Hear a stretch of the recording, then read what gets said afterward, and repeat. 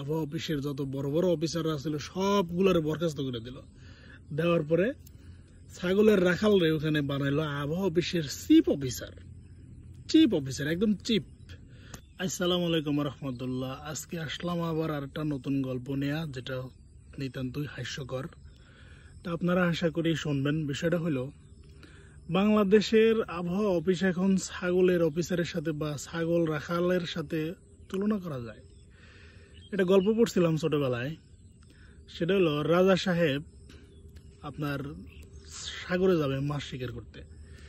তো তিনি আবহাওয়া বিভাগের যে অফিসাররা বড় বড় রাঘব বল যারা আছে ওনাদেরকে ডেকে নিয়ে এসে জিজ্ঞাসা করলো যে, আমি তো সাগরে যাইবার চাইতেছি মাছ শিকার করতে, তো আবহাওয়ার কি অবস্থা, ঝড়ি হবো নাকি বৃষ্টি হবো না ঠাড়া পড়বো, আমি জানতে চাইতেছিলাম।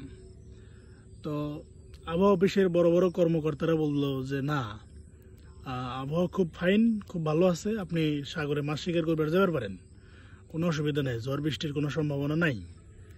তো এটা শোনার পরে রাজা সাহেব সাগরের দিকে রওনা দিলেন মাছ শিকার করতে। সাগর পারে যেই না গেলেন, তো তার পাশেই দেখতে পেলেন একজন মানে ছাগলের রাখাল অনেকগুলো ছাগল নিয়ে ওখানে বসে রয়েছে।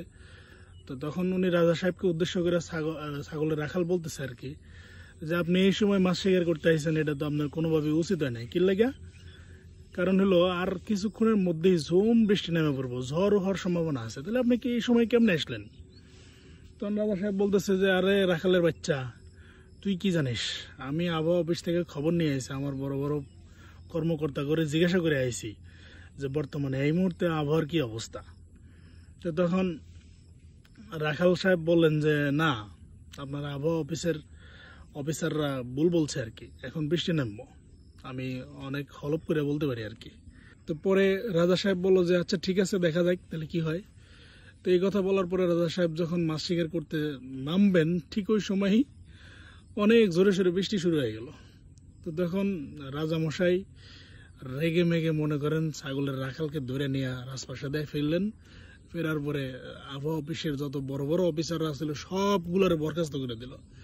দেওয়ার পরে ছাগলের রাখাল রে ওখানে বানাইলো আবহাওয়া অফিসের চিফ অফিসার একদম চিফ। এবার তো ছাগলের রাখাল পড়ে গেছে বিশাল বিপদে, কারণ এবার তো আর আবহাওয়ার কিছুই জানে না। তো তখন রাখাল বলতেছে, রাজামশাই আমার ছাইড়া দেন, আমার ভুল হয়ে গেছে, আমার মাফ করে দেন, আমার ছাইড়া দেন, আমি চলে যাই। তো তখন বলতেছে, না, কেন ছাইড়া দেওয়া?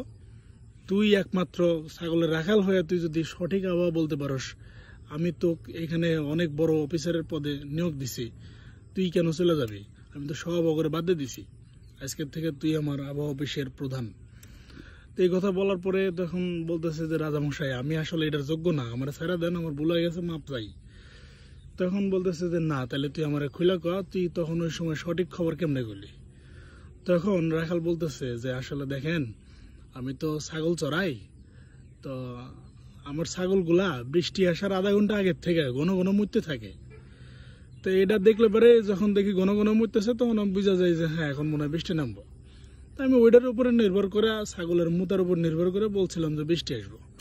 তো এখন আমার কথা বাস্তবে রূপ নিয়ে ফেলছে, এখন আমি কি করবো? কারণ আমার তো এই বিষয়ে কোনো পারদর্শতা নাই।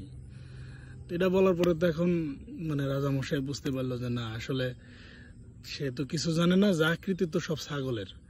তাহলে এক কাজ করি, ওরে বাদ দিতে ছাগল রে চিফ অফিসার বানাই দিই, যেটা চিন্তা ভাবনা সেই কাজ। তারেও বাদ দিতে ছাগলের রাখালেরও বাদ দিতে ছাগলের বানাই দিয়েছে চিফ অফিসার। আমাদের বাংলাদেশের পরিস্থিতি বর্তমানে এরকম, যতগুলো আবহাওয়া অফিস আছে, একটা আবহাওয়া অফিসের রাডার কোনো কাজ করে না। সব অ্যান্ড্রয়েড ফোনে, স্মার্টফোনের উপর নির্ভর করে তারা বাংলাদেশের জনগণকে আবহাওয়া বার্তা দিতেছে আর কি। আর তার উপরে নির্ভর করে বৃষ্টি বাদল এই সেই এগুলো বলে দিতেছে, তারা অমুক দিন বৃষ্টি হবো, অমুক দিন খরা হইব। এটাই তো বাংলাদেশের পরিস্থিতি, বুঝছেন কথা?